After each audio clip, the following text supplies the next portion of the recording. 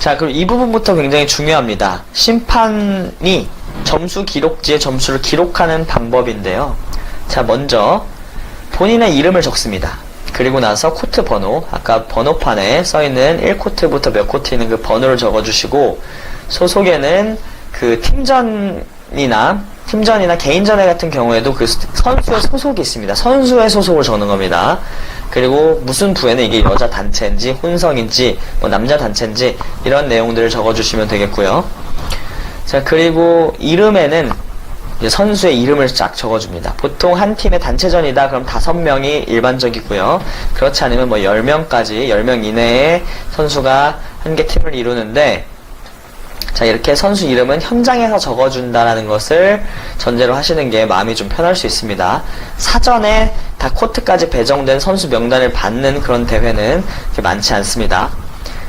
그래서 선수가 1번 선수 입장 전에 쭉 다 선수의 이름을 물어서 적어주시고요.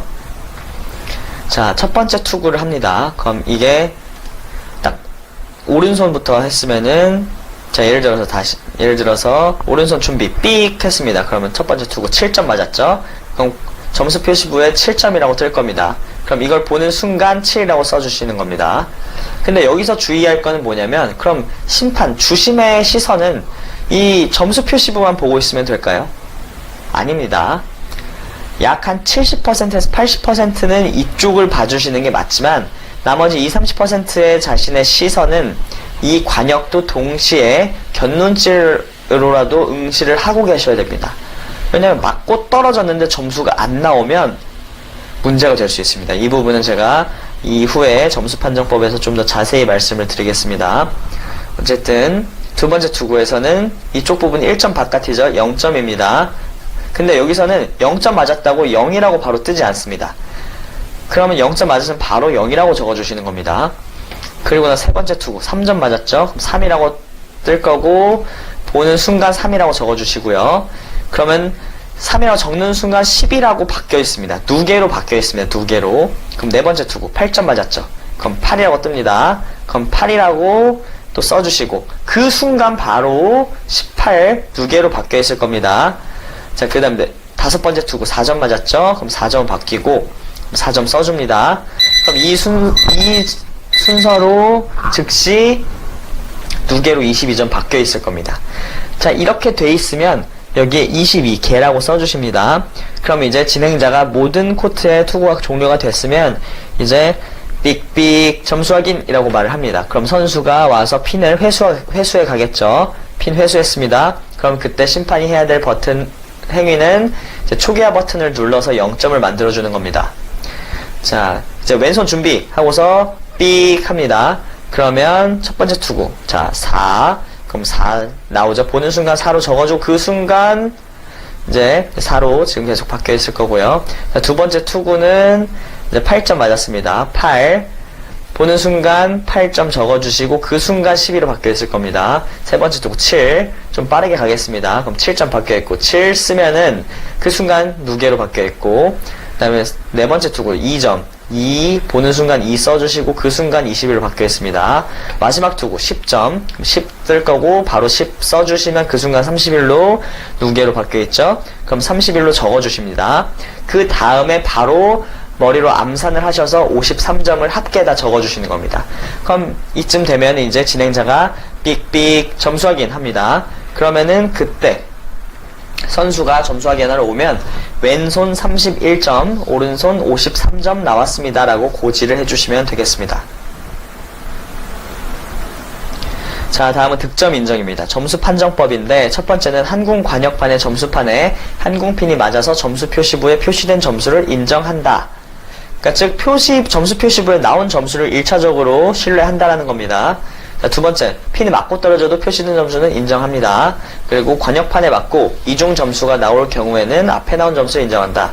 자, 이 경우가 뭐냐면, 높은 확률은 아니지만 한궁이 약간 관역의 가장자리 부분을 팅 맞았습니다. 윗부분을 팅 맞고서 튕겨서 떨어지다가 자력에 의해서 그 안쪽에 있는 관역에 딱 붙으면서 점수가 뭐예요? 7점이 나왔습니다. 그러면은 처음에 맞은 그 가장자리 부분 팅 땡 맞은 부분, 그 부분 0점이죠. 뒤에 나온 점수는 7점이죠. 그러면은 앞에 나온 한 번의 점수 0점만 인정을 해서 0점 처리한다는 겁니다. 맞고 떨어진 것도 같은 원리로 해석할 수 있습니다. 처음에 맞았습니다. 7점 맞았다고 하겠습니다. 근데 맞고 떨어졌습니다. 바닥은 0점이죠. 그럼 두 번 된 거죠. 7점과 0점. 그럼 앞에 있는 거 하나 점수 7점만 인정한다. 이렇게 개념을 잡아주셔도 좋을 것 같습니다. 근데 맞고 떨어졌을 때 점수가 안 나올 경우 심판이 점수를 즉시 판정한다. 그래서 관역과 점수 표시부를 동시에 봐야 되는 겁니다. 관역판에 맞았지만 점수가 안 나올 경우도 있습니다. 심판이 점수를 판정하는데 뭐 7점에 정확하게 안에 그 라인에 들어가 있으면 7점이겠지만 7점과 8점 그 경계에 살짝 걸쳐 있다. 조금이라도 걸쳐 있으면 높은 점수로 인정을 해주는 겁니다. 7점과 8점의 경계 부분에 좀 걸쳐 있다. 그럼 그냥 8점으로 해주시면 문제될 게 없습니다.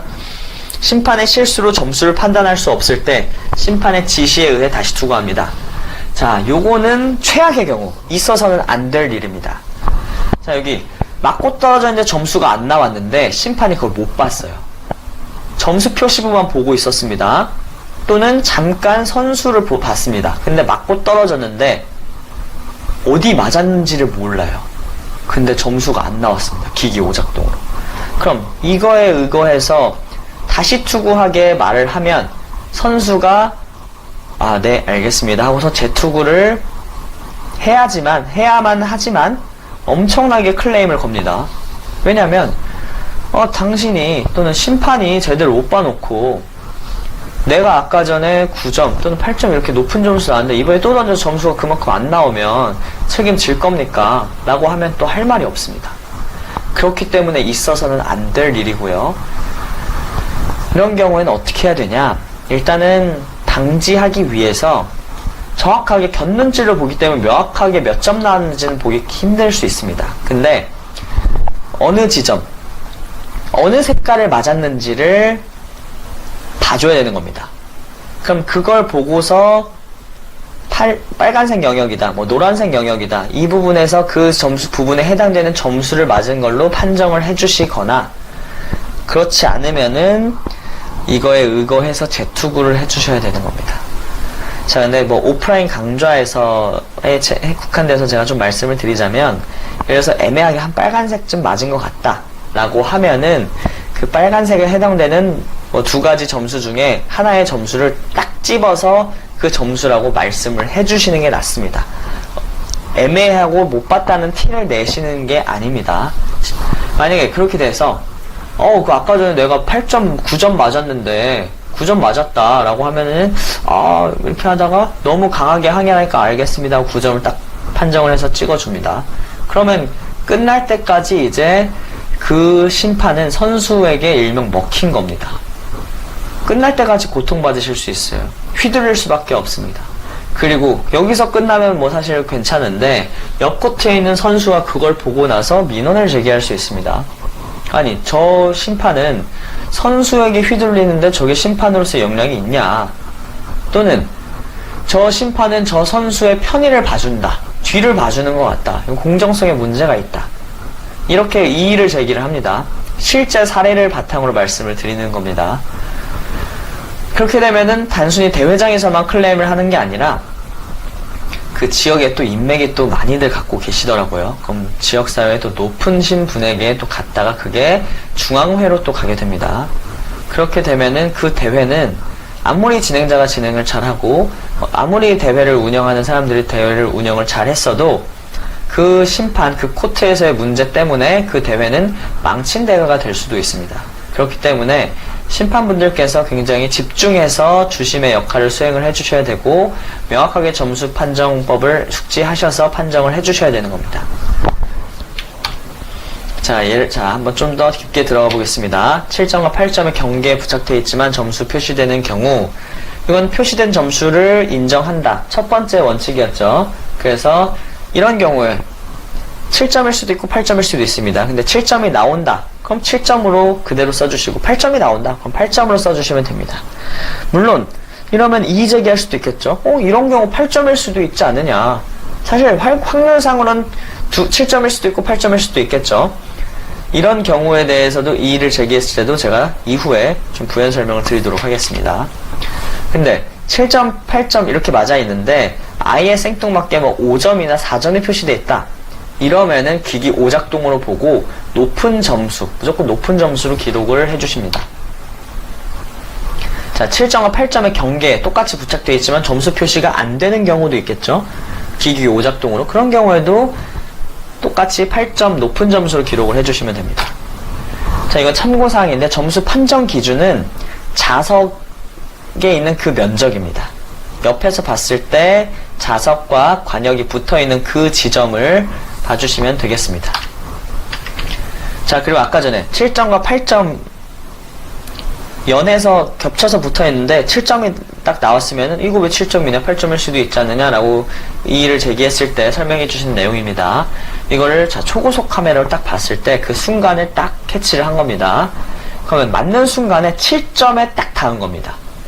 이건 접점 기술이라 했죠. 그 7점에 해당되는 그 부위에 점에 충격이 와서 센싱이 딱 됐습니다. 그럼 7이라고 딱 뜨는 겁니다. 이 순간. 근데 자력에 의해서 화살표 방향이 조금 달라졌는데 자력에 의해서 이제 붙었겠죠. 그러면은 결과적으로 우리가 보는 거는 이 우측에 있는 이 상태를 보는 겁니다. 근데 실질적으로는 맞았을 때 7점에 해당되는 걸 먼저 맞았기 때문에 표시가 7점으로 되는 겁니다. 또는 반대 경우에는 8점이 먼저 됐으면은 그 다음에 붙었을 때 최종 상태에서는 이런 식으로 똑같이 됐지만 8점이 먼저 맞았기 때문에 8점으로 기계에서는 점수 표시부에 나오는 겁니다. 자, 이렇게 설명을 해주시면 되겠습니다. 그냥 이렇게 이의를 제기했을 때 그냥 나온 대로 하면 됩니다. 또는 뭐 흐지부지 설명을 해주시면은 좀 신뢰도가 떨어지겠죠. 네, 이런 이유로 접점 접촉에 의해서 최초 맞은 지점을 센싱을 하기 때문에 7점을 맞은 것이다 라고 설명해 주시면은 심판에 대해서 약간 신뢰도가 상승할 수 있겠죠.